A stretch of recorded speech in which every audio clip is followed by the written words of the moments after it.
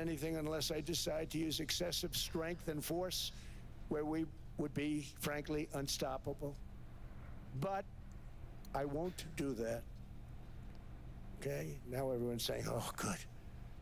That was President Trump earlier today speaking at the World Economic Summit in Switzerland. He continues to insist the United States needs to control Greenland, but did say he wouldn't use military force. This comes at a time, though, that he's clashing with America's closest allies, raising concerns that he's putting the NATO alliance in jeopardy. Joining us now is J.J. Green, national security correspondent with our news partner WTOP J.J. Great to have you with us. Let's begin with Greenland. At the moment, the president is pledging to provoke a tariff fight with Europe to get his way. How do you see this playing out? Well, good afternoon. This president is out to make history. And the kind of history he's out to make is history that's going to paint Donald Trump as a winner, to paint him and the United States as, in his words, the greatest country in the world and the strongest and the richest country in the world.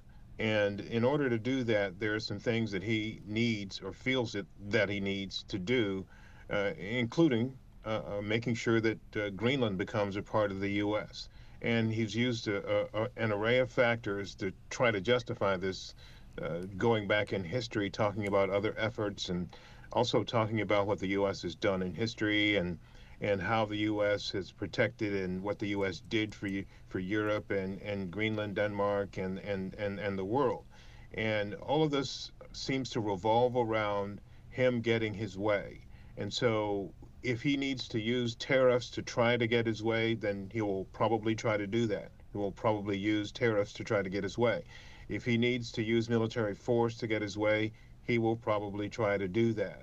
The problem for Europe and NATO and the rest of the world, in fact, is that if he does that, he's going to destroy the world order. He's probably going to destroy the faith and confidence that many countries have in the U.S. And he is going to make history, but it's not likely to be the kind that he might want.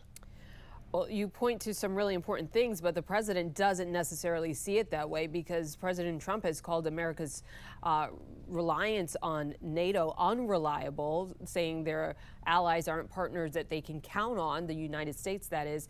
How likely is it that the U.S. will leave NATO, and how much of a risk is the president taking with his critical comments about countries who have long been aligned with the U.S.?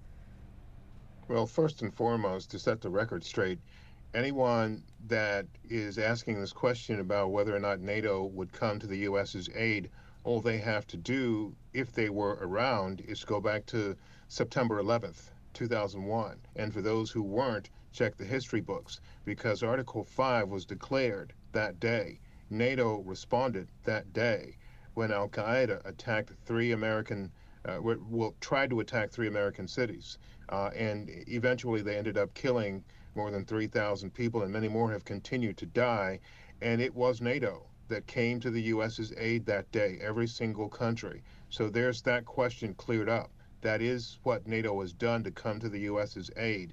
In terms of the countries and in terms of the future of NATO, it's done. It's finished.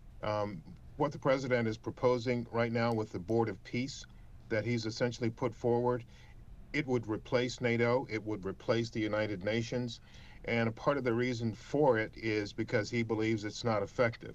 And so what would that do to the nation's allies and to the world? Essentially, it's going to change the order. And basically, people like Vladimir Putin, people like Alexander Lukashenko would probably be U.S. allies at that point.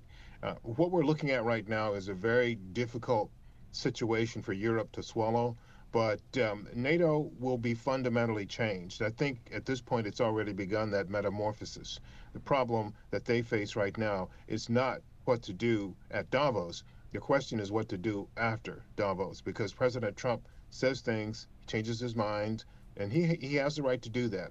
But often when he changes his mind, it has a serious impact on those who rely on the U.S. for so many things.